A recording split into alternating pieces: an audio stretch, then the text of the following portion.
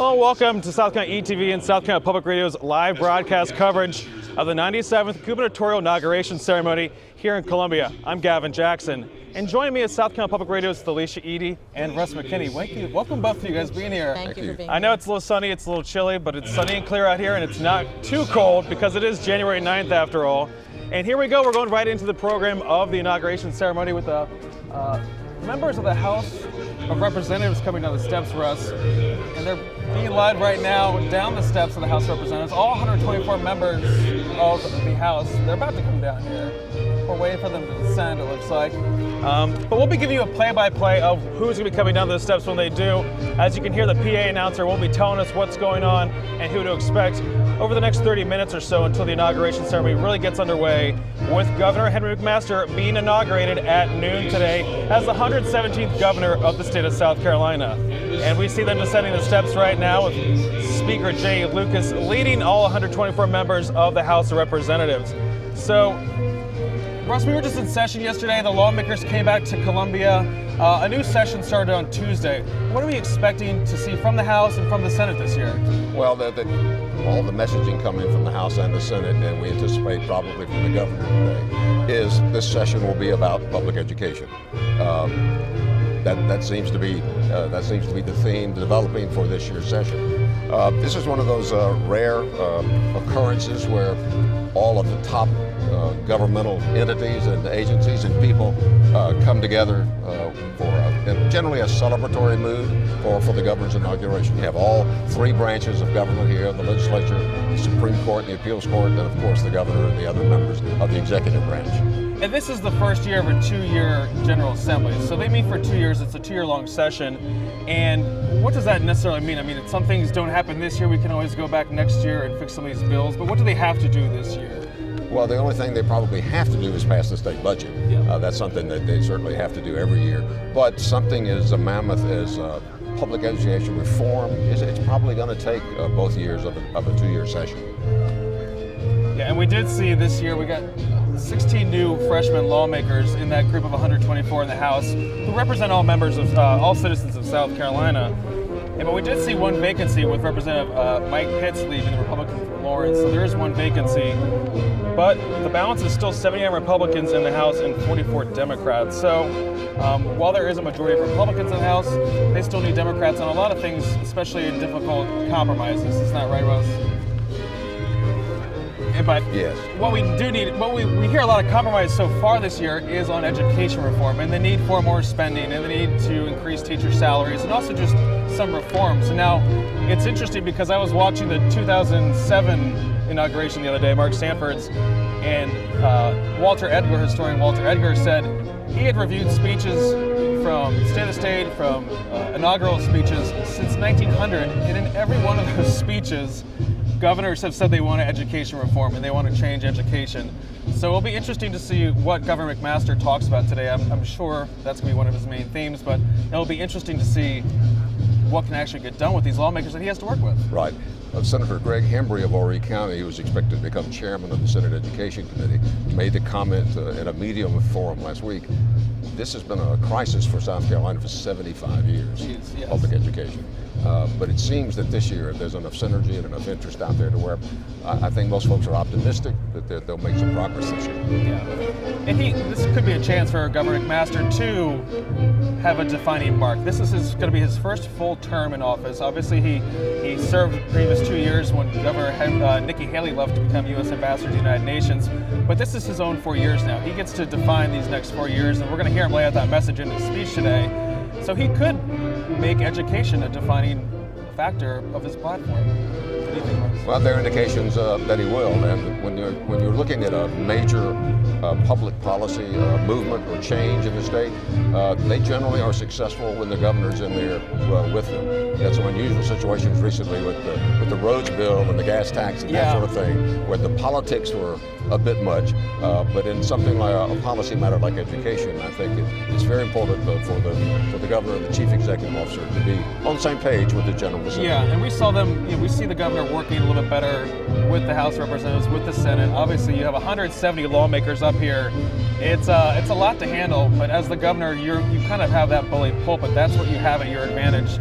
and the veto pen and the ability to sign laws and kind of direct your message. So we have seen a somewhat different governing style between Governor McMaster and previous Governor Nikki Haley. And here we go with the members of the South Carolina Senate.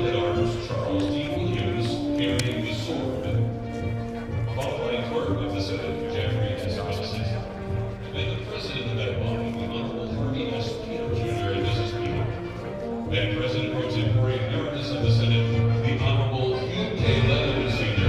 and Mrs. Leatherman. So you just heard the PA announcer just talk about the Senate leadership that we have now walking down the steps, along with all 46 members of the South Carolina Senate.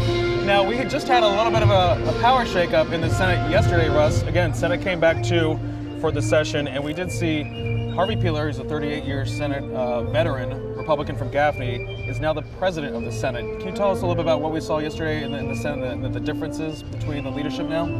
Well, it may be a little inside baseball, but it's basically a historic change for the state Senate. With the change in the way the lieutenant governor was elected this year and the role of the lieutenant governor, it forced the Senate to make some changes. For over 100 years, the lieutenant governor's primary job, aside to be available to succeed the governor if necessary, was to preside over the state Senate. But since we're starting with this election, with Pamela Evett elected on a ticket with Governor McMaster, the Senate responsibilities of the lieutenant governor no longer exist. So where there has been a Senate president pro tem, Senator Hugh Leatherman of Florence had held that position for a number of years. Starting yesterday, there is now a president of the Senate, which the lieutenant governor used to be, and Senator Peeler of Gaffney elected to that position. And we did see Senate President Pro Tem Hugh Leatherman, who's also been in the State House for a very long time. He's no longer Pro Tem, he's a Pro Tem Emeritus, which they gave him because he's the last Pro Tem of the Senate. Just like former Lieutenant Governor, soon-to-be former Lieutenant Governor Kevin Bryant, who was the presiding officer of the Senate, was his last day yesterday too, and he was there when there was the change of power with Harvey Peeler getting his purple robe, and now he's going to be presiding over the Senate. So if you tune in and watch the Senate coverage, you'll be seeing that Republican from Gaffney with his very, very distinct voice presiding over the Senate. A lot of folks in the Senate have very distinct voices if you watch often enough. Easy to determine who's talking. But like we did see, we saw some other changes in the committees in the Senate as well. We're going to see Senator Greg Hembry from Horry County move over to the Education Committee, which is where Harvey Peeler was before. And since he is the president of the Senate now, he cannot have a committee assignment, but he does wield some power. Obviously, that's a trade-off for him to have that position. And we didn't see, there was no election last year, I should say, for senators. It was only for House lawmakers. That's every 2 years. The Senate's every 4 years. So we will see an election in 2020 for senators. But there was an addition of a senator, which is Dick Harpoian from here in Richland County. He replaced Senator John Corson, who resigned last June over misconduct and office charges. Right now we're going through the South Carolina Court of Appeals. They're walking down the south steps here at the State House.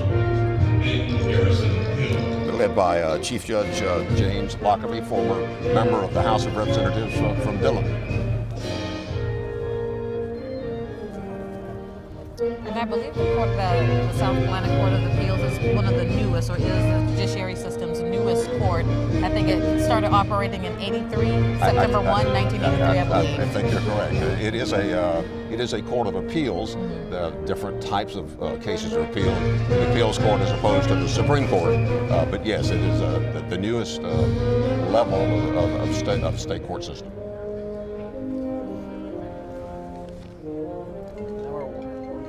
Waiting for not lawmakers exactly, we're waiting for the Supreme Court to be escorted down the south steps. Again, there's, for everyone who's listening on South Carolina Public Radio, we have quite a full platform up there on the south steps here at the State House on this sunny day. And here comes our Supreme Court justices. Chief Justice Donald W. Mackey and Associate Justices John W. Kittredge, John Kenneth Few, and George C. James Jr. Well, we're one short. There are 5 members of the Supreme Court. Justice Kay Hearn does not appear to be here for the day's ceremony. It's represented by the 4 male justices of the court. And we have seen some changes on that court since the last inauguration for Nikki Haley. We did see Jean Toll swore her in, Chief Justice Toll swore her in, and then there was a brief time when Justice Costa Braconis became Chief Justice shortly thereafter. and then now Donald Beatty is the Chief Justice of the Supreme Court of South Carolina. And you might remember last year, Russ, when Donald Beatty gave his State of the Judiciary address to lawmakers in the House of Joint Assembly, and one of his main messages was to increase judicial pay for these judges, not only in the Supreme Court, but across the state. Judges, in some cases, solicitors making more money than judges being a point of contention. So he's really trying to change that. And then we might see some changes because there is additional revenue in the state budget this year. So that's something to watch for.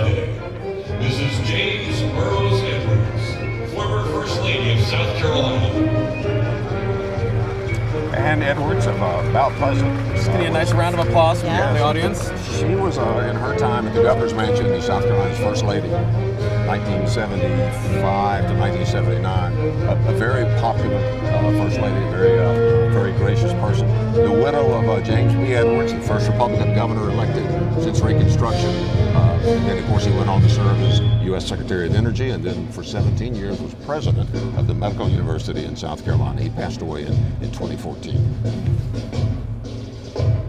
And Mrs. Edwards is being escorted down the steps, like all these dignitaries today, by a Citadel cadet. And actually, an interesting addition to the South Steps is some railings that they've been put up recently. So, of course, these cadets are there to offer some pomp and circumstance, but also help everyone make it down safely those steps. Luckily, there's no ice or any snow out there today. We just have clear skies and nice dry conditions. So several dignitaries will be joining us today, and we're also going to have all the former governors of South Carolina, except for Collins. And former Speaker of the South Carolina House of Representatives, and Mrs. Wilkins. Another good round of applause there. Very popular dignitaries here in South Carolina. The Wilkins Award dinner actually took place here in Columbia last night, and Ambassador David Wilkins presented the Legislative Award to Orangeburg Democratic Senator John Matthews, and the Civic Award went to Charlotte Berry, who is the National Chair of Volunteers of the American Red Cross. So a nice festive night in Columbia. It was, yeah. Russ and I were there. We got to see all the festivities, and former Governor Riley was there as well too. Speaker Wilkins is an active member of the Board of Trustees of Clemson University. He flew back in last night from California, and he's still celebrating the Clemson Tigers national championship. Speaking of Stephen K. Benjamin, Mayor of Columbia. And Felicia, you spent an election night over at the Democratic headquarters, and Mayor Stephen Benjamin was there. You were talking to him a good bit. Now here he is today, walking down the steps as well for the inauguration ceremony. Yeah, Mayor Benjamin has been involved on a national level since he recently became president of the U.S. Conference of Mayors. That's a nonpartisan group of mayors that advocates on behalf of municipalities across the country. And you may remember he also gave a speech during the 2016 Democratic National Convention in Philadelphia. And Russ, you were talking about Clemson, and it's worth noting that the Clemson flag is no longer flying over the State House dome today. That flew for all one day yesterday after they won that national championship against Alabama. We want to recognize the service of South Carolina's congressional delegation.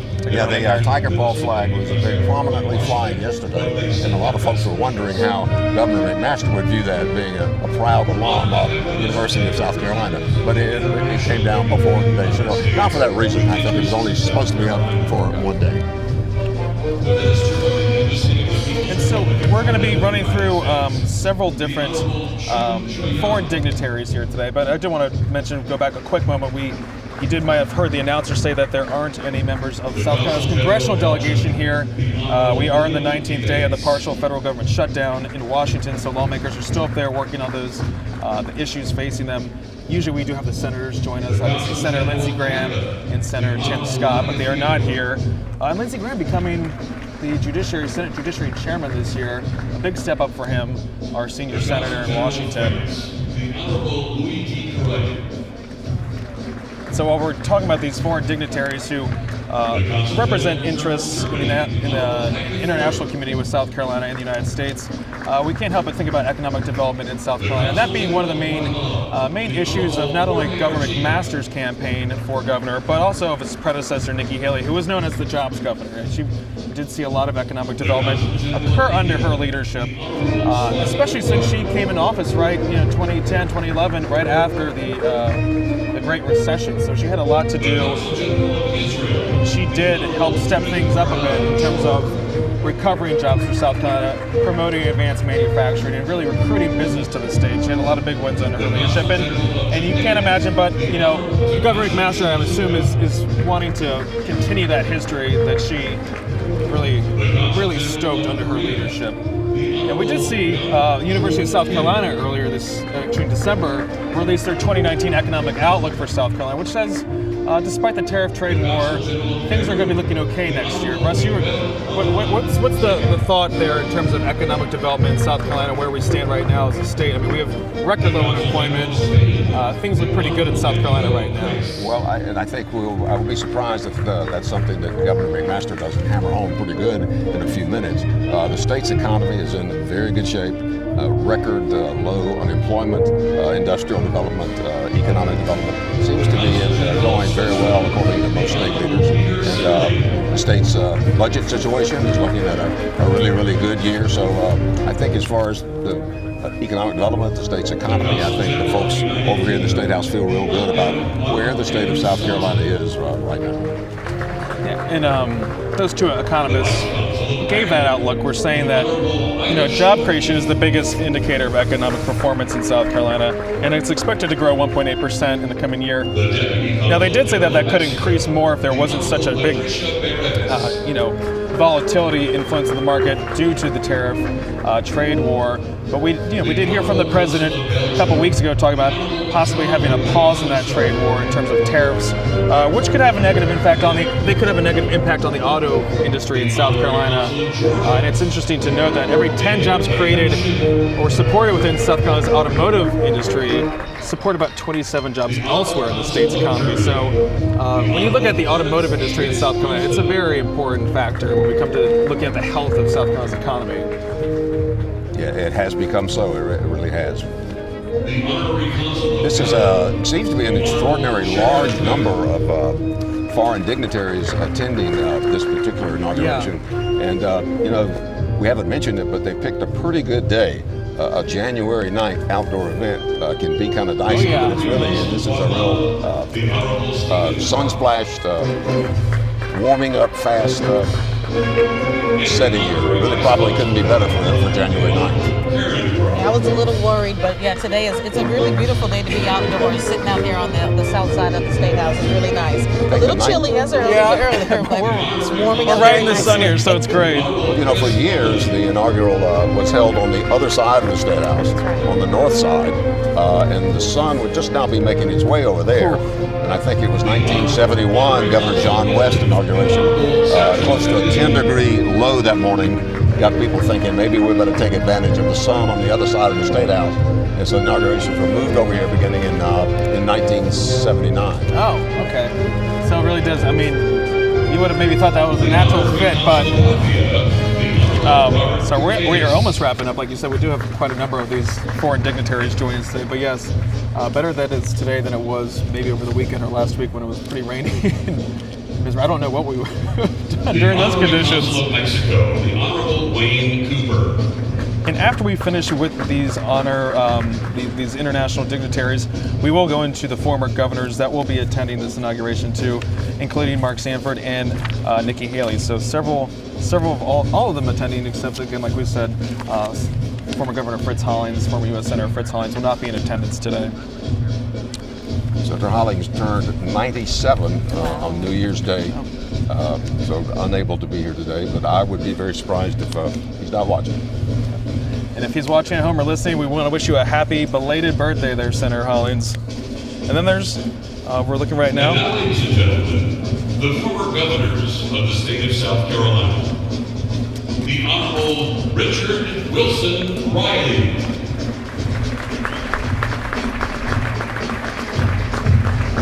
Dick Riley of Greenville, the last Democrat to serve 2 consecutive terms.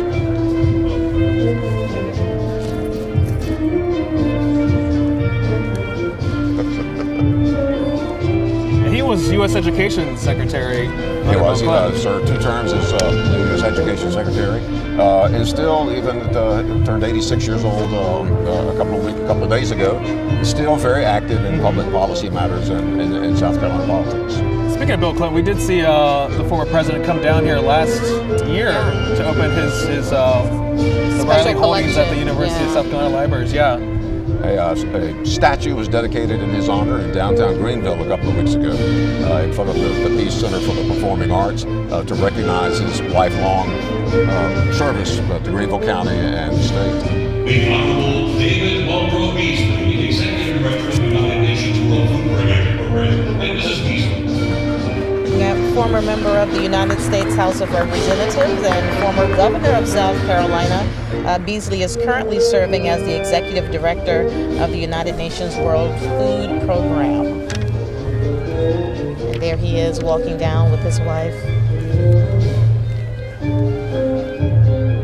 I think people are very excited that today's weather is nice. You may see many people carrying their overcoats, but they definitely don't have to put it on. Well, Russ had an overcoat, but we're sitting right here in the sun too, so we know what it's like to be a little warm.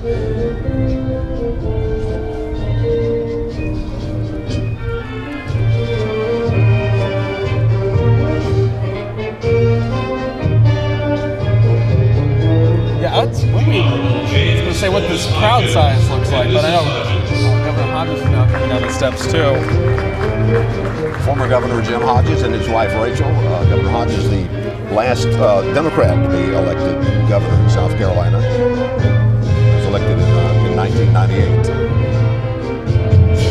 Still actively in the practice of law in Columbia. From Lancaster, but since he left the governor's office, he's kind of based out of Columbia. We did see him do some work during the SCANA situation last year in the State House, working with interest from Dominion Energy and that their merger, the $14.6 billion merger with SCANA, which is the parent company of SC&G. The Honorable Marshall Clement Sanford Jr.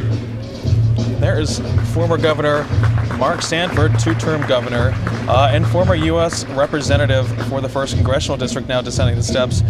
And I say former U.S. representative for the 1st Congressional District because he got unseated in November, well, not November, in June, actually, in the primary. He lost to former state rep Katie Arrington, who unseated him. Arrington then went on to face Democrat Joe Cunningham in November. And in one of the biggest upsets in the country that night for the midterm elections, Democrat Joe Cunningham won the 1st Congressional District, the first time a Democrat has taken the 1st Congressional in more than 3 decades, I believe that is. So he was just sworn in. Loud applause for Nikki Haley right there. Very, very, very popular South Carolinian. Yes. Not just here in South Carolina, but I think also in the country. There's the former governor and former United States ambassador to the United Nations, Nikki Haley. Now, she had a whirlwind 2 years up in New York, and she's still living there with her husband, Michael, and their son, who is still in high school. The two were out in San Francisco. I'm pretty sure many of you on social media saw that picture. Yep. They were out in San Francisco for the Clemson-Alabama game with their daughter, and she attends that alma mater as well. Presenting the chairman of the 97th South Carolina Inaugural, Bill Stern and Mrs. Stern. Yeah, so that was, again, Bill Stern and his wife. Now, Bill is the South Carolina Ports Authority board chairman and president and CEO of Stern & Stern Commercial Real Estate and Investment Company, which has a lot of holdings throughout the southeastern United States. He's been there for over 35 years, and he's a pretty big fixture within South Carolina politics, too.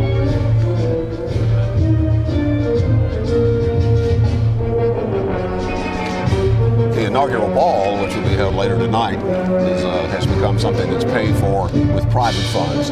So one of the main jobs that the chairman of the inaugural has to do is ensure there's enough money to have a suitable ball. So I'm sure he's been working the phones a good bit since November, raising money for that event tonight. South Carolina's institutions of higher education. We see the presidents of universities descending the steps now. Russ Harris-Pacides is up there, president of University of South Carolina. And I assume, based on his announcement, this will be his last inaugural.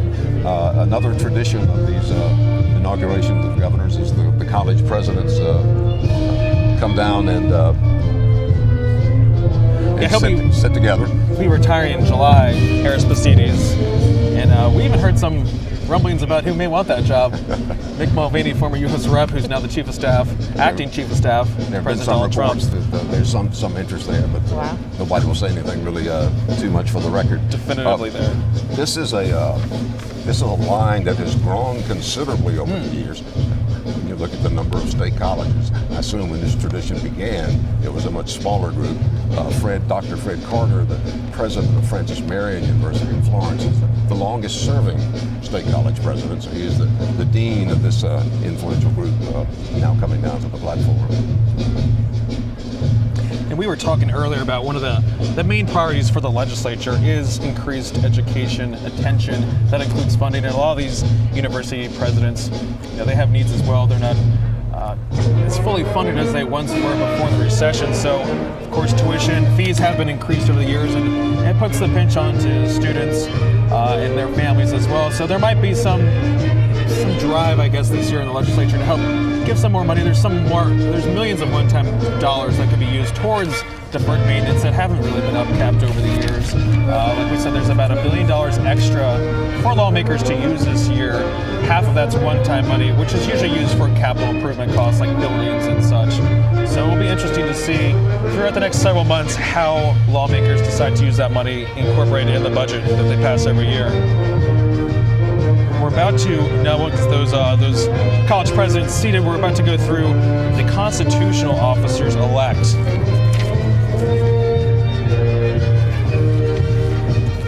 Well, this is their inauguration day as well.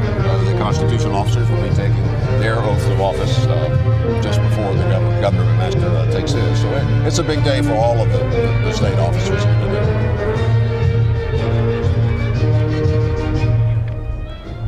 And we want to thank you for tuning in to South Carolina ETV and South Carolina Public Radio and spending the 97th gubernatorial inauguration ceremony with us here in Columbia, outside of the State House. Nice, warm, sunny, clear day here in January. Officer elect, the Adjutant General, Major General Robert E. Livingston Jr. and Mrs. Livingston. Coming down the stairs now is Adjutant General Major General Robert E. Livingston. The South Carolina National Guard just celebrated its 382nd birthday back in December. Changed this position. Livingston's position is now an appointed position. And most recently, the Guard has been extremely busy here in South Carolina.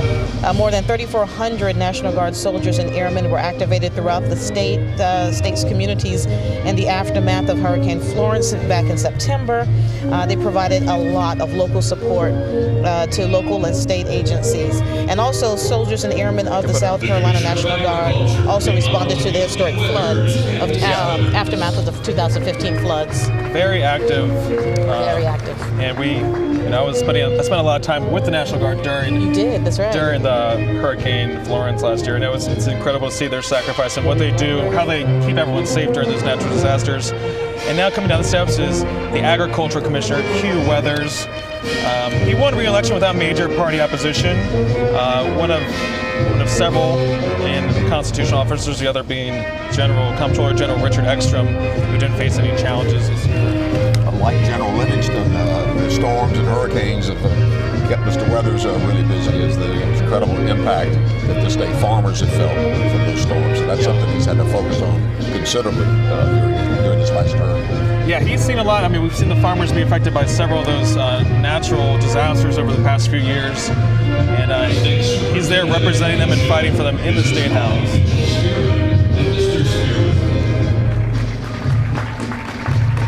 Superintendent Spearman making her way out of the State House down the steps, and she also won her second term in November this last year, defeating, well, no one because her Democratic challenger dropped out. So it was an easy re-election bid for Superintendent Spearman.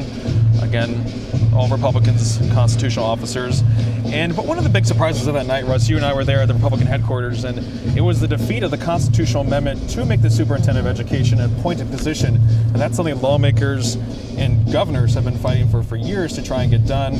They passed that bill to get it on the ballot last day of session last year, and I guess there just wasn't enough out there to get it past the finish line on election night. I think most observers were kind of surprised by that, but there just was not the interest from the public, from the voting public, to make that change. I'm sure at some point they'll make another run at that, but for the time being, we have an elected superintendent of education. And that was something that they wanted. Governors have always wanted to kind of consolidate some of that power.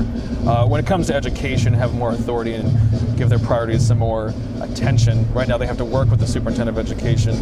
Right now we do have Comptroller General Richard Ekstrom walking down the steps with his new wife, just recently got married, to longtime girlfriend Kelly Payne. And Ekstrom had no opposition, like we said also, and he has been in that position since 2003.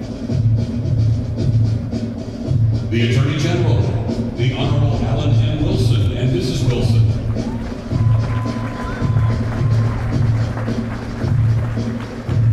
Please go ahead. Yep. Walking down the steps now is Attorney General Alan Wilson. He is the Chief Law Enforcement Officer of our state. He will begin his third term this year. He won the primary runoff back in June and then defeated Democrat Constance Anastapoulos for this third term.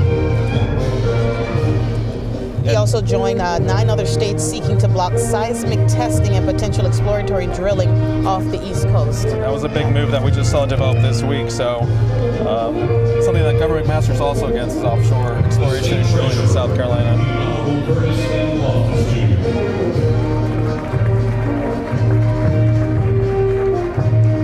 There's Treasurer Loftus. He defeated Rosalind Glenn to win his third term as treasurer in November as well. I know Curtis Loftus is always pushing people to go on his website, the Treasurer's website, to make sure that they don't have any unclaimed property. That's right. Sometimes they do, and could be $1, could be a couple $1,000. So I'm going to do a little advertising there for the Treasurer and get people to go check out the website and see if you have any unclaimed property. The Secretary of State, the Honorable Mark Hammond and Mrs.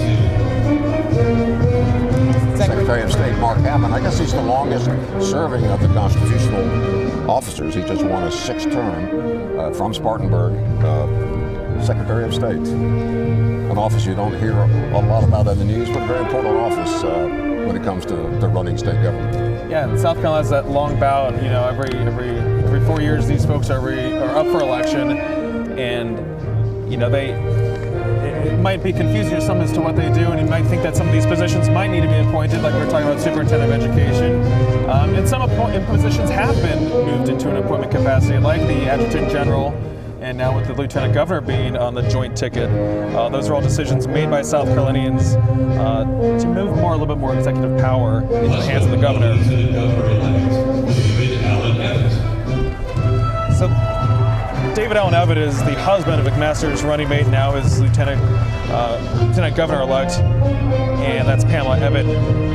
And Pamela and David, Pamela is the president and CEO of Quality Business Solution. That's a company that both her and David built from the ground up. She's an upstate businessman, a success story there with her own small business that specializes in payroll, human resources, and benefits management, and has grown from a small startup to quite a prominent business there.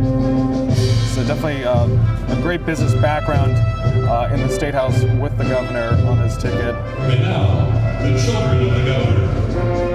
Mary Rogers McMaster and her fiancé, Sam Erskine. And Mr. and Mrs. Henry Garvin McMaster Jr.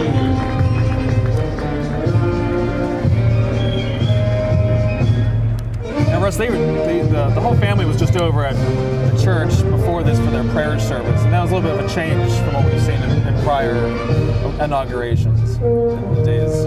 Yeah, I guess historically the Trinity Episcopal Cathedral right across the street of Sumter Street here from the State House has been the setting for most governor's prayer breakfasts, but not exclusively. been others. This morning it was held at the governor's choice, his church, First Presbyterian Church here in Columbia. And Governor-elect McMaster will be the first governor from Columbia, the first time in more than 100 years. Which is really, when you think about Columbia being the political and governmental center of the state, it's been over 100 years since they've elected a governor. It's kind of one of those strange historical facts. There's First Lady Peggy McMaster making her way down the steps now. Peggy's also from Spartanburg, where Russ is from, and she actually met, I found this out, she met the governor when they were both in D.C. working for Strom Thurmond, which is an interesting side note there. But yeah, Peggy was there with the governor, with some of the children actually during the campaign. I remember riding the campaign bus with them, and they were out there full force during the campaign season. Not just the primary, but of course up for the general election in November. It's kind of a grueling schedule there towards the end, but got to see all of South Carolina so they know who's running for what. Ladies and gentlemen, the Lieutenant Governor of the state of South Carolina, the Honorable Kevin Lee Hines, and the Lieutenant Governor-elect, Pamela Sue Evans. Yep, so descending the steps right now is soon-to-be former Lieutenant Governor Kevin Bryant and Lieutenant Governor-elect Pamela Evans. Now, Bryant's last day in the Senate was yesterday. He was the presiding officer of the Senate. Lieutenant Governor Pam Evans will not be presiding over the Senate. That's a change that's happened since that position has gone into an appointed position. Like we said, Harvey Peeler, Republican from Gaffney, will be presiding over the Senate. So just some changes that you see them shaking their hands as they get to the podium there. She will be working with the governor going forward from here. Ladies and gentlemen, please rise and greet the governor of the great state of South Carolina, His Excellency Henry Dargan McMaster. And this is a big moment for Governor McMaster. This is something he's waving there at the top of the steps, looking out to a crowd, I'd say at least to 500 plus people, close to 1,000 more or less, walking down on a picture-perfect day for Governor McMaster. Something, like we said, something he's been working for his entire life, 71, and this is a culmination of decades of work in public office for us. This is his day, something he's been looking forward to very much and working hard probably most of his adult professional life. Former state attorney general, former United States attorney. And this is something, this obviously he was sworn in January 2017, but this is for his first full term in office, all 4 years.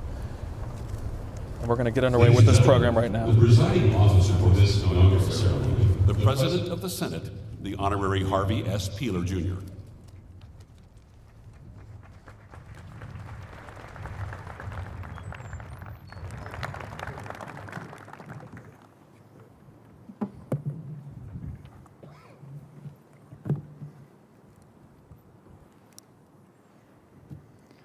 From the mountains to the sea, we love this state every day, all day long. But there's something about Carolina in the morning. Good morning, South Carolina. Welcome to the inauguration ceremony of our governor, Henry McMaster, his running mate, Lieutenant Governor-elect Pamela Evans, and the constitutional officers. Today, leaders are gathered from all across South Carolina. To their families, thank you. Thank you for allowing your loved ones the time to make our state better.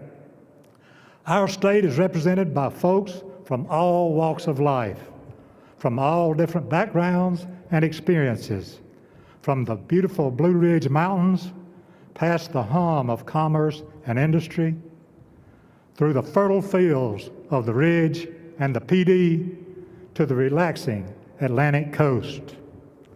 I have always believed those differences coming together make us a stronger and better state. In the days ahead, there's going to be debates in the halls of the building behind us, but we come together today to fulfill the promise of our democracy, a government of the people, by the people, and for the people. It's the people of South Carolina that I'd like to talk about for just a minute. Our Governor McMaster says it is our people who make South Carolina great. We've seen it over and over. South Carolinians rise to the meet every challenge that comes our way. During the floods of 2015, and more recently, Hurricanes Florence and Matthew, you couldn't turn on the TV without images of neighbors helping neighbors, friends, family members, or people they didn't even know in their time of need. Our sense of duty as a state extends far beyond our backyards, though. There are over 30,000 South Carolinians on active duty in the United States military, and thousands more standing at the ready to answer the call as part of the reserves and the National Guard. South Carolinians are incredible. They work hard and they work smart. Visit any school and you'll see educators putting in extra time, going above and beyond just to make sure our children and grandchildren are prepared for tomorrow. Our nurses keep us healthy and our linemen keep the lights on. Think about the brave members of our law enforcement, firefighters, and emergency response personnel and all they do to help our communities and protect us. We continue to have challenges. Our challenge as elected officials is to reflect the greatness and dedication of the people across South Carolina who sent us here to serve, all the while being ever mindful that it is their hard-earned tax dollars that we prioritize. I say again, it is their hard-earned tax dollars that we prioritize. We're a state rich in history and unlimited potential. We're a state I am proud of. Let's remember in this new year, in this new legislative session, that we all want the same thing, a safe, prosperous, and beautiful state. Let's not allow disagreements on how to achieve our goals impede our progress, and let us draw on our shared vision to come together to improve our state. Let us all continue to be inspired by our greatest resource of all, hard-working South Carolinians. To Governor McMaster, Lieutenant Governor-elect Evatt, constitutional officers, senators, representatives, it is an honor to work with you for the people of the Palmetto State. Thank you, God bless you, and God bless the state of South Carolina.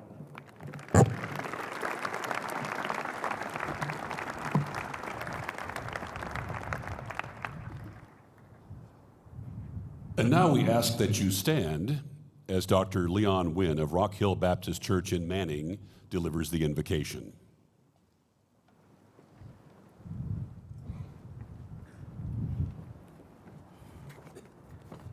Let us pray. Dear Heavenly Father, we come together thanking you for this day and all of your blessings. We thank you for the inauguration of Henry Dargan McMaster as governor and Pamela Sue Evatt as Lieutenant Governor of the great state of South Carolina. We invite you, Holy Spirit, to present yourself with us this day.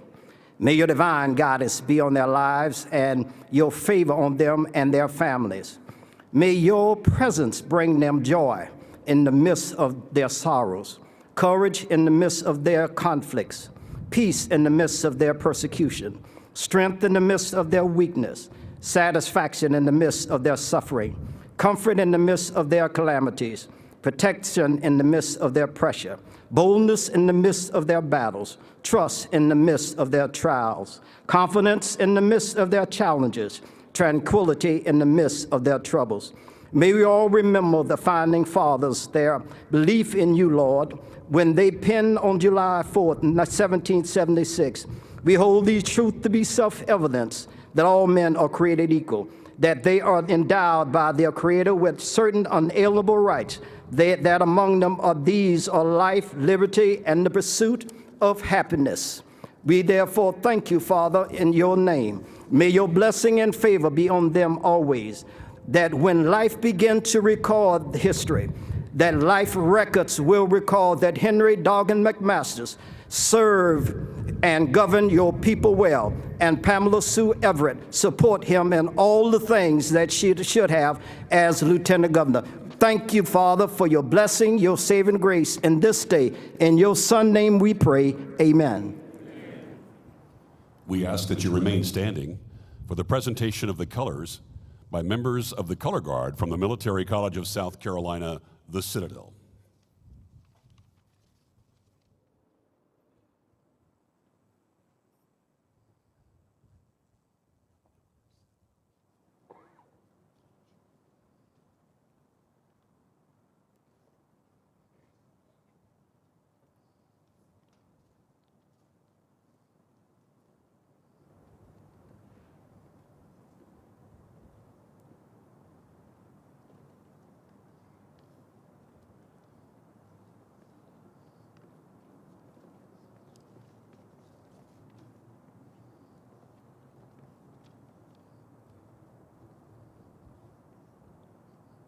Here to lead us in the Pledge of Allegiance is an American hero, Medal of Honor recipient, retired United States Marine Corps Major General James E. Livingston of Mount Pleasant.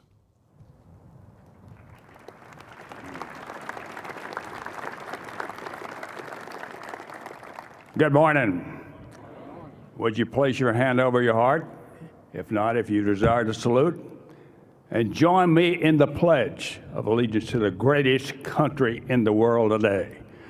I pledge allegiance to the flag and to the republic for which it stands, one nation, under God, indivisible, with liberty and justice for all.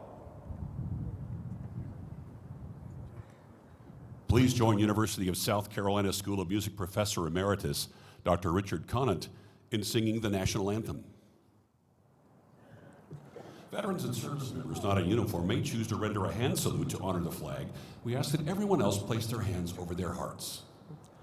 Oh, say, can you see by the dawn's early light what so proudly we hailed at the twilight's last gleaming, whose broad stripes and bright stars through the perilous fight o'er the ramparts we watched were so gallantly streaming, and the rocket's red glare, the bombs bursting in air, gave proof through the night that our flag was still there. Oh, say, does that star-spangled banner yet wave o'er the land of the free and the home of the brave?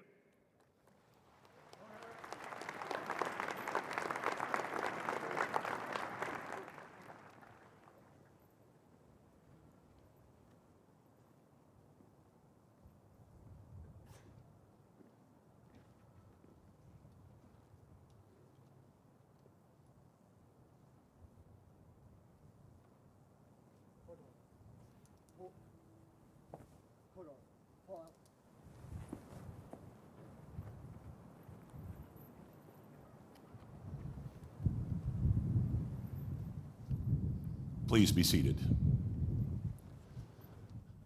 The Hammond School Select Ensemble from Columbia, directed by Stephen Hillard, recently returned from a performance in Prague. Today, they will perform Gloria and then America, accompanied by the 282nd Army Band. Gloria in excelsis Deo. Et intera pax hominibus bone voluntatis. Laudamus te.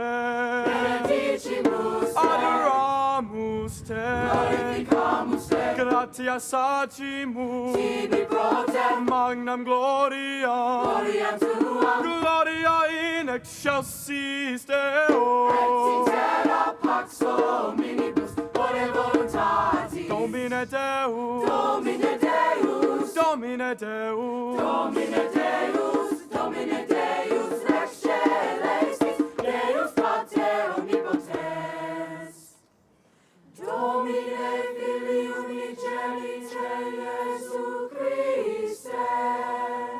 Domine Deus, Domine Deus, Domine Deus, Domine Deus, Domine Deus, Agnus Dei, Filius Patris, qui tollis peccata mundi, miserere nobis, qui tollis peccata mundi, suscipere peccatione nostra, qui sedes ad dextera Patris, qui sedes ad dextera Patris, quodiam tu solus sanctus Dominus, Dominus tu solus altissimus, Iesu Christe Dominus, Sanctus Spiritum in gloria Dei Patris, Sanctus Spiritum in gloria Dei Patris, gloria, gloria Dei Patris, gloria, gloria Dei Patris, Sanctus Spiritum in gloria Dei Patris. Amen, amen, amen, amen, amen.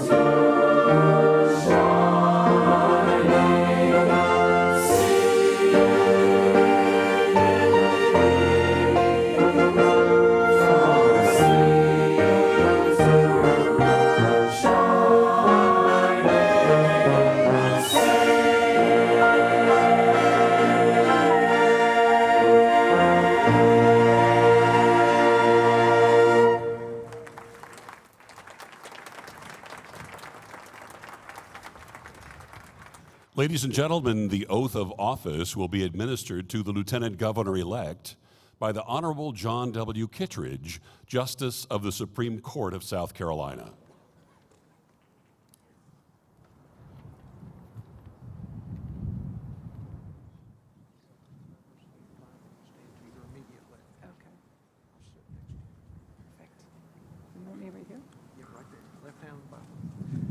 Place your left hand on the Bible, raise your right hand, and repeat after me. I, Pamela Sue Evett, do solemnly swear I, Pamela Sue Evett, do solemnly swear that I am duly qualified, that I am duly qualified, according to the Constitution of this state, according to the Constitution of this state, to exercise the duties of the office of Lieutenant Governor of South Carolina, of the office of Lieutenant Governor of South Carolina, to which I have been elected, and that I will, to the best of my ability, discharge those duties. And I will preserve, protect, and defend the Constitution of this state and of the United States. So help me God. Congratulations, Lieutenant Governor. Thank you so much.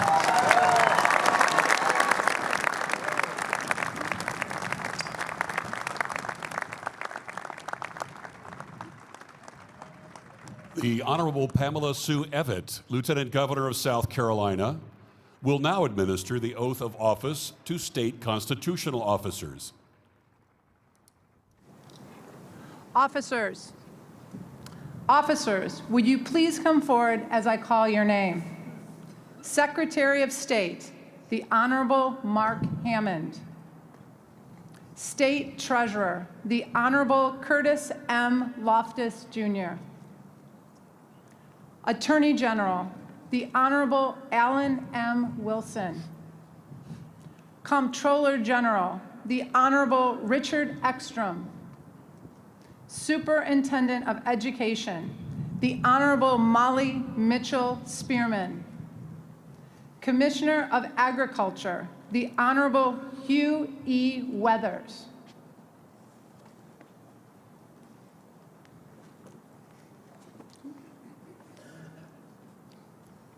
Please raise your right hand and repeat after me. I do solemnly swear that I am duly qualified. I do solemnly swear that I am duly qualified. According to the Constitution of this state. According to the Constitution of this state. To exercise the duties of the office to which I have been elected. To exercise the duties of the office to which I have been elected. And that I will. And that I will. To the best of my ability. To the best of my ability. Discharge the duties thereof. Discharge the duties thereof. And preserve. Protect. And defend the Constitution of this state. Defend the Constitution of this state. And of the United States. And of the United States. So help me God. So help me God. Congratulations. May God bless you and give us the wisdom to foster an environment where everyone can flourish spiritually, socially, and physically. Thank you.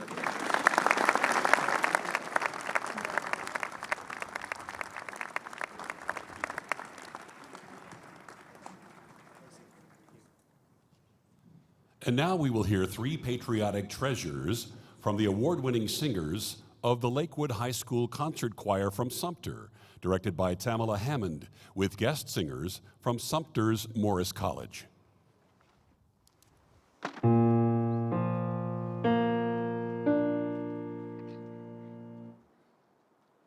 Give me your tired, your poor, your hard-earned masses yearning to breathe free, the wretched refuse of your teeming shore. Sunday, Sunday, Sundays, the homeless tempest tossed to me.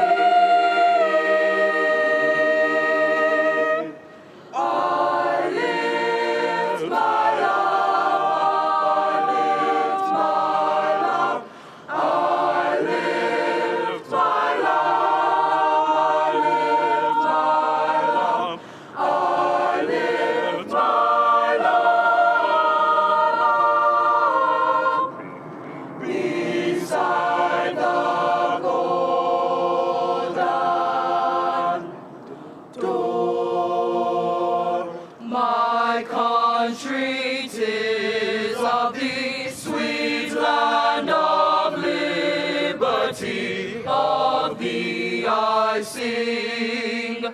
Land where my fathers died, land of the Pilgrim's pride, from every mountainside, let freedom ring. America, America, God shed his grace on thee, and crown thy good with brotherhood. From sea to shining sea, I lift my love, I lift my love, I lift my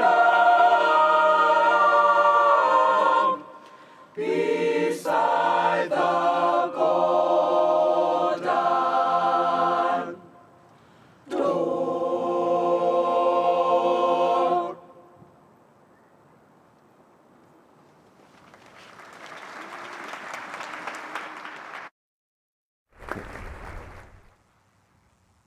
Claflin University's acclaimed concert choir from Orangeburg, led by conductor Dr. Jason Dungy, returns for its third consecutive South Carolina inaugural performance and will now perform Arise, Beloved.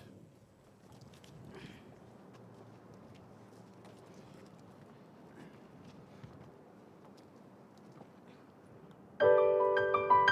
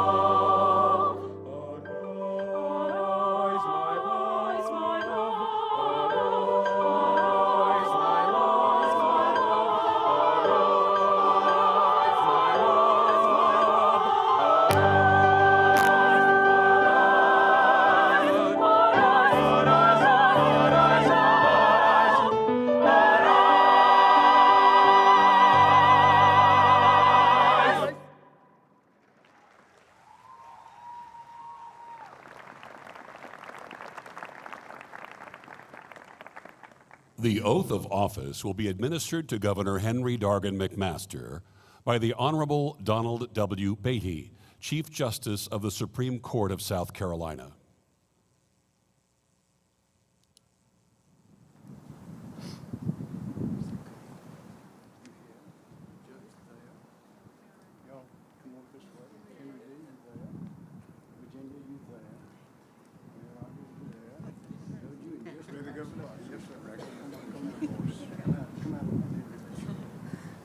As you all can tell, this was carefully staged.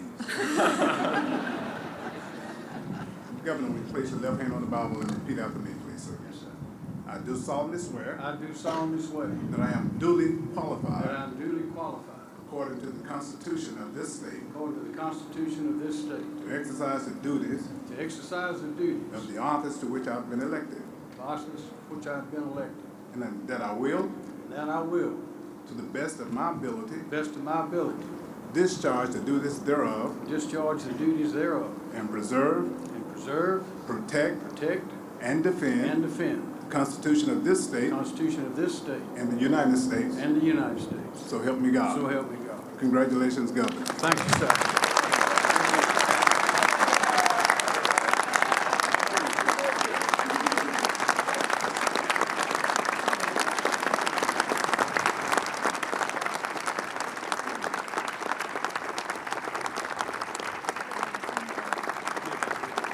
Ladies and gentlemen, the Governor of the great state of South Carolina, His Excellency, Henry Dargan McMaster.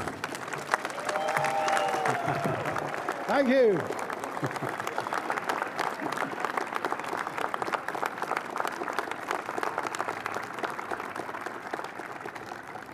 Be seated, please.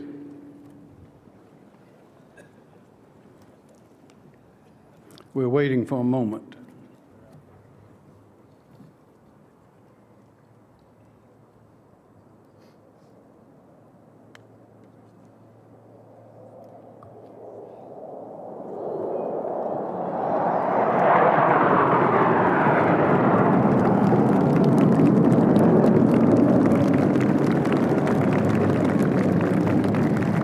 It is great to be an American.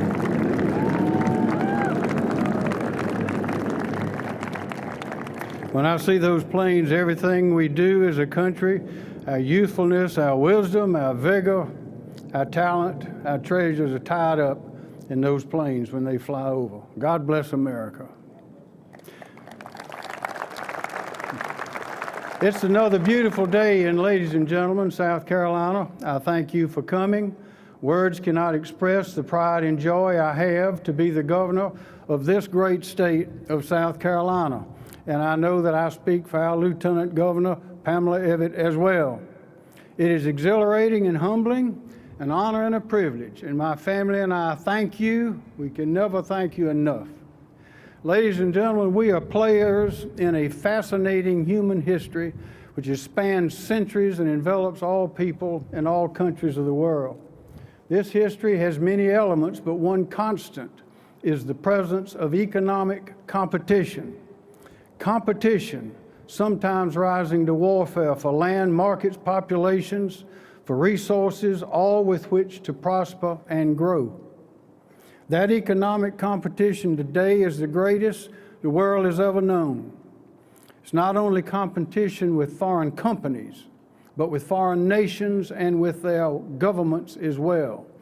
It is sophisticated and instant, involving tariffs, taxes, technology, data analytics, and logistics. It is fierce, and it offers reward and security only for those who succeed. And it's also between states.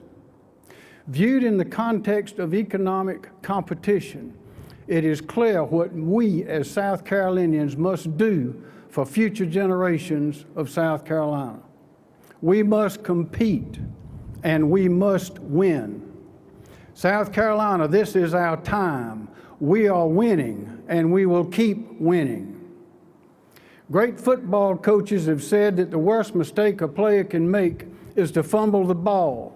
And as the Clemson Tigers just showed the world again, South Carolina produces superior teamwork, and we will not fumble the football.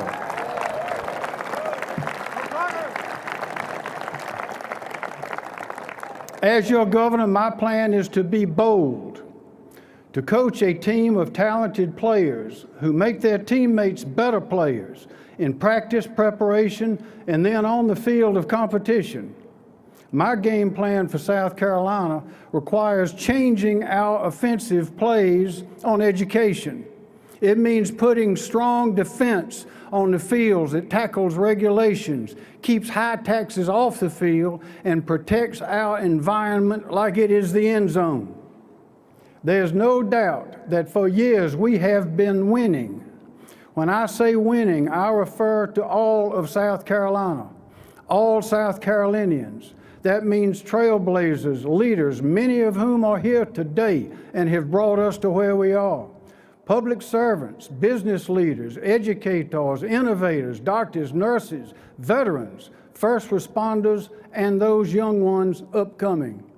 For me, we means the 5 million women and children of South Carolina whom people from other parts of the world refer to as remarkable. In the 2 years I've been in this office, we've announced over $8 billion in new capital investment and over 27,000 new jobs. Today, our agricultural base is accelerating, our tourism industry is thriving, and we have become a major high-tech manufacturing hub. This leadership over the years has brought us to this place. We are the nation's top exporter of tires and of completed automobiles, among other things. Our average annual manufacturing employment growth is 16%. That is the highest in the Southeast. Over and over and over, we are recognized as one of the best places in the country to do business and to visit and to vacation. To continue and to accelerate this economic prosperity, what must we do? We must keep taxes low, we must eliminate suffocating regulations, and we must invest in infrastructure. Surpluses in state government revenue don't mean we have to spend it all. It means prioritizing the most critical needs and then rebating what's not needed back to the taxpayers, and that is what I intend to do.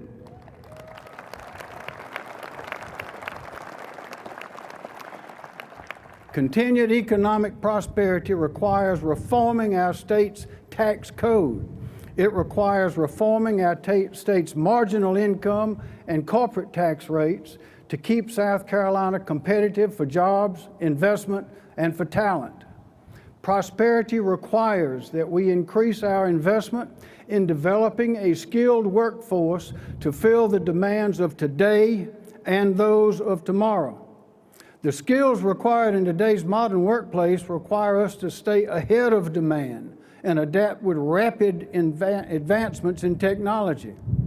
Modern manufacturing plants and assembly lines have been transformed into intricate computerized environments driven by advanced robotics, artificial intelligence, and sophisticated logistical delivery systems designed to deliver finished products around the world, made in South Carolina.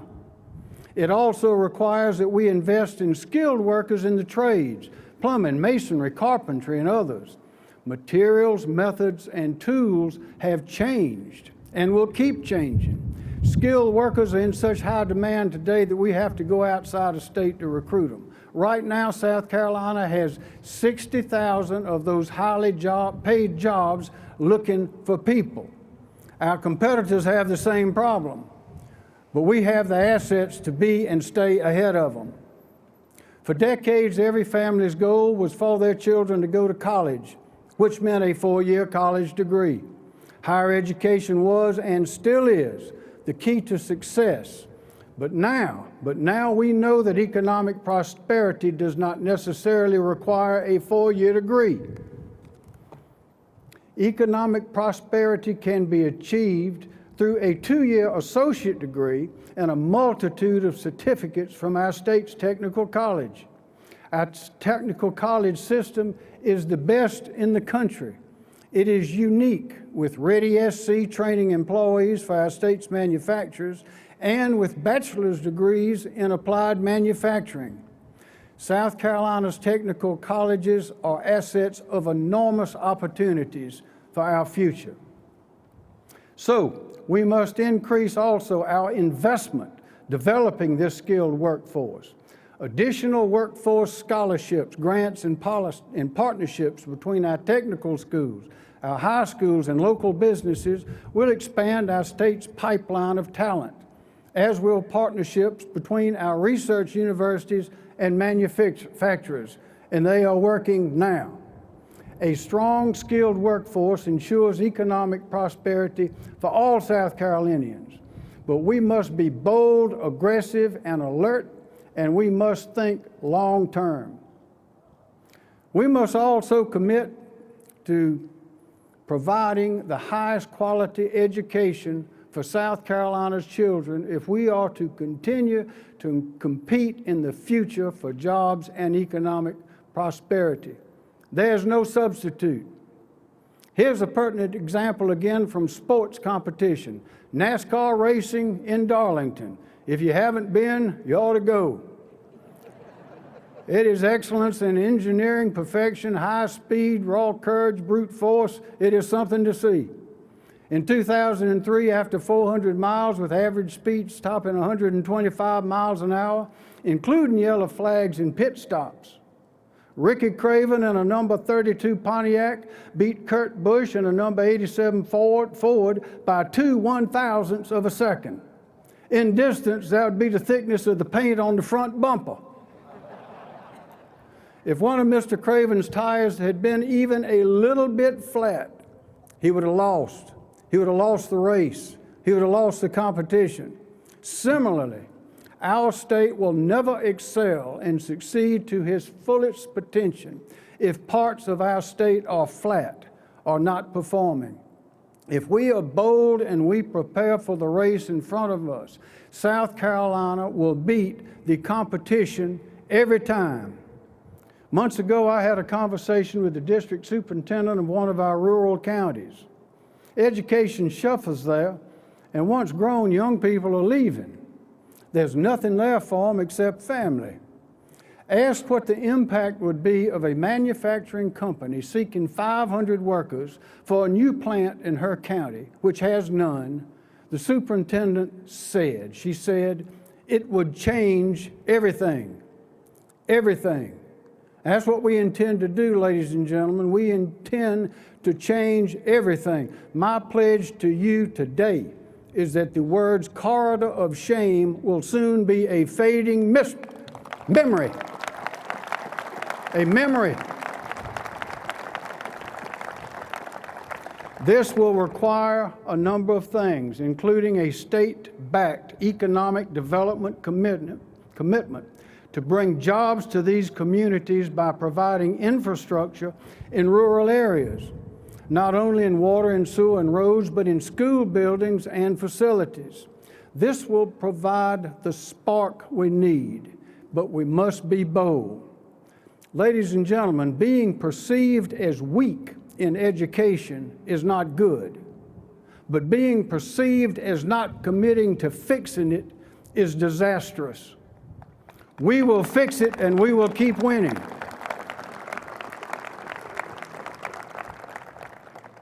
Coupled with the empowerment of investment, both private and public, envisioned 20 years ago by Jack Kemp and brought to reality by our own Senator Tim Scott with the creation of opportunity zones, we now have the additional power to unleash the free market and public investment to defeat the enemy of progress known as poverty. We must also recruit and build the best team of teachers and educators in the United States, the best in the United States. This will require imagination and determination. It will require providing South Carolina's teachers with compensation that is competitive, not only in the Southeast, but across the nation.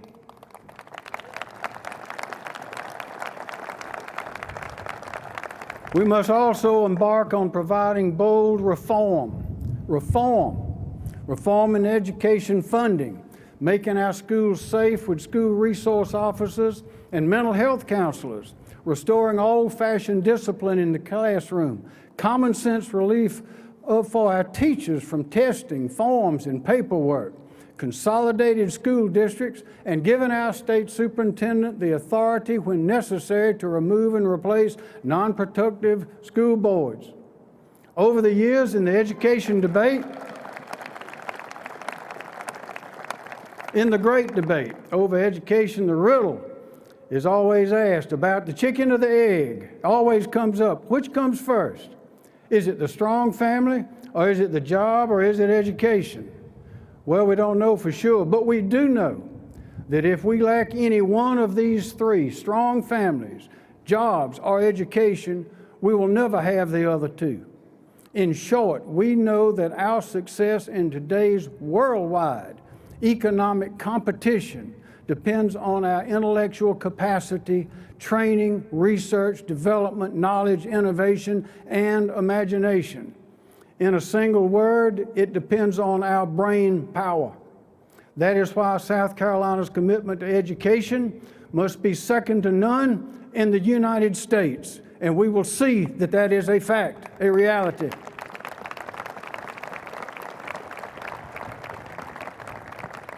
Finally, we must endeavor to always protect our state's environment, our spectacular natural resources. This land, as noted by the explorers for kings and queens centuries ago, is lush, fertile, and brimming with abundance in plant and animal life. It is irreplaceable. The obligation and privilege of our generations and others is to use it, cultivate it, develop it, and also to protect it and encroach upon it only gently. Our economic growth and the preservation of our natural environment are not opposing objectives which must be balanced as in a competition, one against the other. No. Instead, they are complementary, intertwined, and inseparable, each dependent on the other. To these ends, I have recently established the South Carolina Floodwater Commission. It is unique in the United States. It is powerful. The Commission's purpose is to provide guidance, solutions, and opportunities presented by inland and coastal flooding and all that that entails. Its scope will be global, but it will be applied here. Economic prosperity requires that we address water in a comprehensive fashion, whether it is flooding, sea rise, aquifer depletion, or upstream withdrawal. Make no mistake, ladies and gentlemen, a plentiful water supply is essential to our manufacturing, agriculture, and tourism industries, as well as our quality of life. So we must work together diligently and intelligently, and we must plan for the long term. And let me assure you today that I will firmly stand and continue to stand against all efforts to endanger the future of our pristine coastline, our beaches, our sea islands, our marshes, and our watersheds.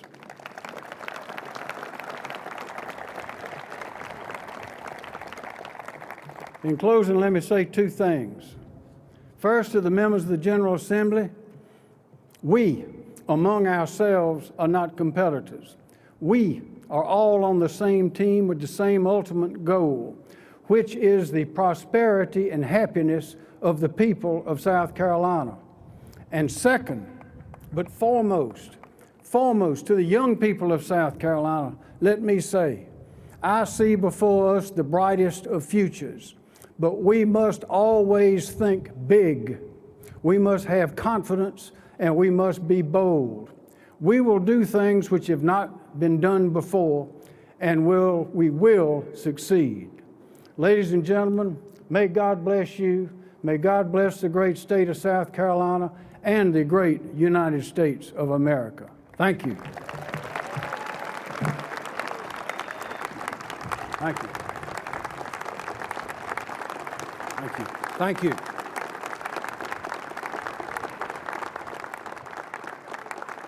Ladies and gentlemen, prior to the governor's remarks, I'm sure you recognize the four-ship F-16 formation from the Swamp Foxes, the 157th Fighter Squadron from the South Carolina Air National Guard Base at McEntire Joint National Guard Base, the Sound of Freedom. We now welcome the South Carolina Governor's School for the Arts and Humanities Choir under the direction of conductor Dr. David Rhine as they sing Redeeming Love, Repeated Praise.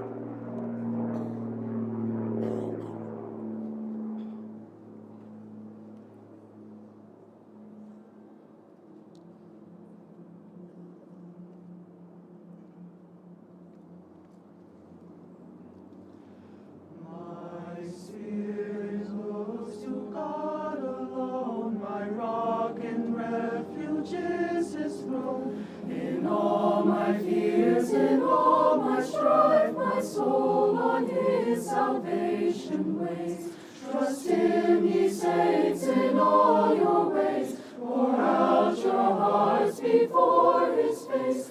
When helpers fail and foes invade, God is our all-sufficient aid.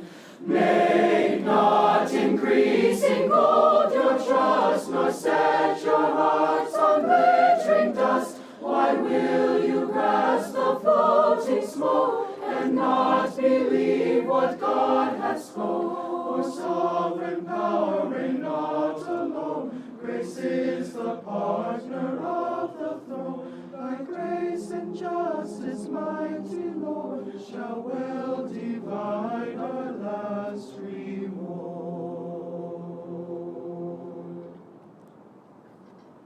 Sweet rivers of redeeming love lie just before mine eye. Had I the pinions of a dove, I'd to those rivers fly. I'd rise up even to my pain, with joy outstrip the wind. I'd cross the Jordan's stormy waves, and leave the world behind.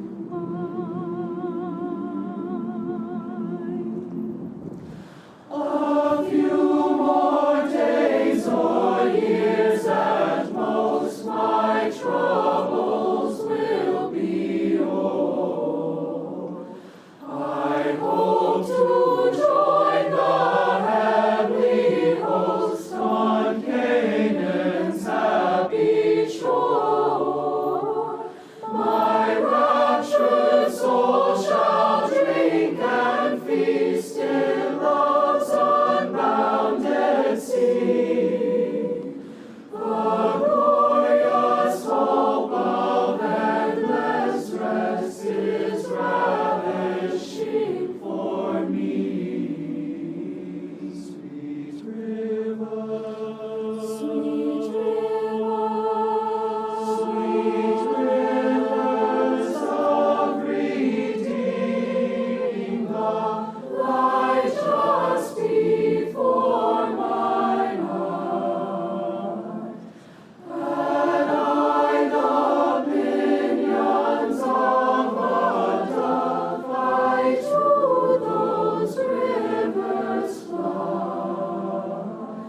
I'd rise superior to my pain, with joy outstrip the wind.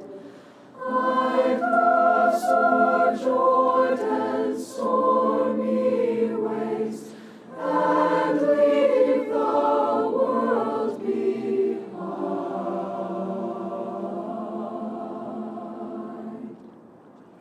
My soul weeps His grace, whose mercies are so great, whose anger is so slow to rise, so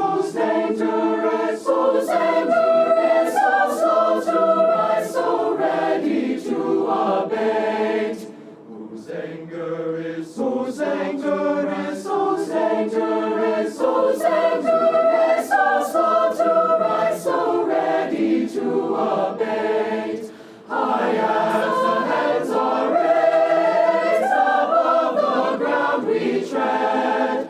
So far the riches of His grace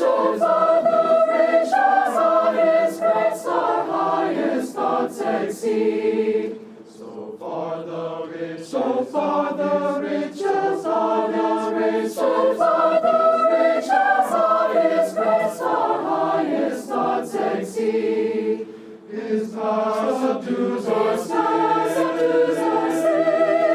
and His forgiving love, far as the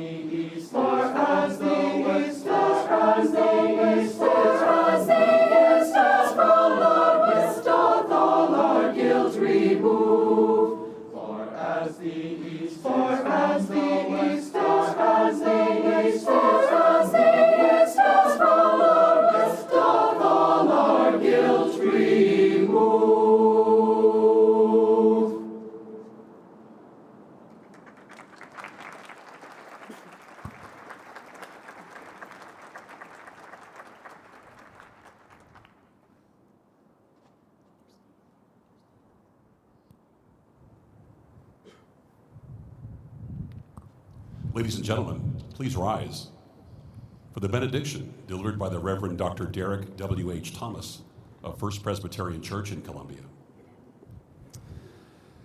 The Lord bless you and keep you. The Lord make his face to shine upon you and be gracious to you. The Lord lift up his countenance upon you and give you peace until the day breaks and the shadows flee away. Amen. Please remain standing and join in the singing of God Bless America. During the song at his pleasure, the inaugural recession will be led by His Excellency the Governor of South Carolina, the First Lady, and the McMaster family.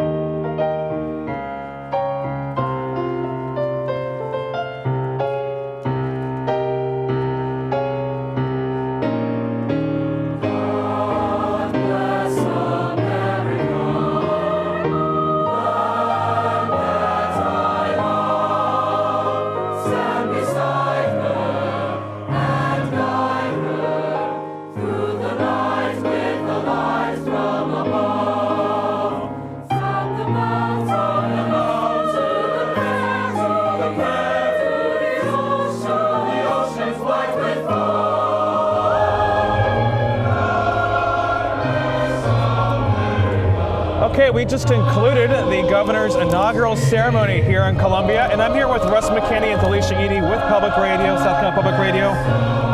A wonderful ceremony, a ceremony of dignity and respect and, of course, pomp and circumstance. Russ, we have about 2 minutes to talk about what we heard the governor speak about today in his inaugural address.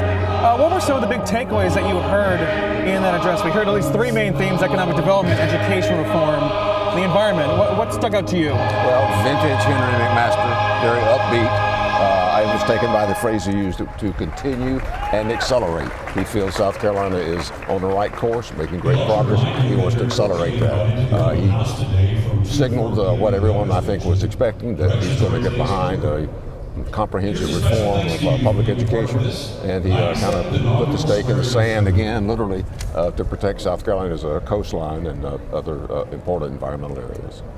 And Felicia, what struck out to you in the governor's speech? It was a probably 10-minute long speech. I suppose it came after a nice flyby from some of the swamp foxes out of McIntyre. What did you see? What did you hear from the governor now into his first full term as governor of South Carolina? I think when it comes to economic development, the governor showed how he's working hand in hand with the federal government through the new Opportunity Zone programs. That program is using private investment and not tax dollars, residents' tax dollars, to kind of give an economic boost to some of the state's distressed communities. So I think that's going to be really, really interesting. I know a few developments have already started to pop up throughout Richland County, and then also the applause that we got when he mentioned that the corridor of shame will be a long distant memory. Yeah. So he has some really good plans. It sounds like he has some really good plans for boosting the state's economy. Yeah, and one thing he has talked about on the campaign trail and continues to talk about is that $8 billion worth of investment, capital investment in businesses, and the 27,000 new jobs that have been in South Carolina. Something that he wants to again continue to grow, obviously through his next 4 years in office. And it was interesting to me that he did talk about infrastructure investment when he was talking about education reform, but earlier in his speech he spoke about this additional budget revenue that we have in South Carolina. We have $1 billion in additional budget revenue, half of that's one-time dollars, but was talking about giving rebates back when we do have such additional revenue, not to spend it all. So when you look at wanting to invest in education, but at the same time wanting to give some money back to the taxpayers, Russ, it seems like a difficult thing to walk, a difficult line to walk, but something maybe we'll hear some more details about in his forthcoming State of the State address. Yeah, I think in a couple of weeks on the State of the State, he'll kind of flesh out some of these ideas. 2 direct messages to the General Assembly: just because the state's economy is doing good, be stingy, don't go overboard on spending. And I thought was important, we're not enemies, we're going to work together. The previous administration, that was not always the case with the General Assembly. I thought it was a very direct signal he was sending them. Yeah, very interesting for him to again signal that he wants to work with those lawmakers, because we have seen governors in the past, take a little bit harder stance against them. So, and he's already kind of showed that willingness to work with lawmakers in his previous 2 years. But that concludes our coverage of the governor's inaugural ceremony here in Columbia. But our coverage doesn't stop here. The rest of the day there are events going on, including the inaugural ball tonight at 7:30 p.m., which you can watch on Facebook Live on South Carolina ETV's Facebook page. For Felicia Edie, Russ McKinney, I'm Gavin Jackson on behalf of South Carolina ETV and South Carolina Public Radio. Thanks for watching and listening.